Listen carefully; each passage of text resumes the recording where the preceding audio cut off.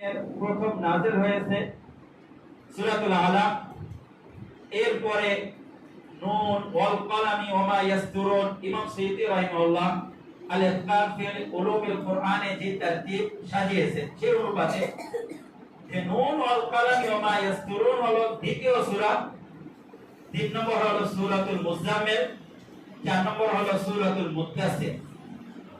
এই সূরাতুল মুদ্দাসসিরে আল্লাহ রাব্বুল আলামিন বলতেছেন ওয়া সিয়াবাকা ফাতাহহির, তোমার কাপড় পবিত্র করো।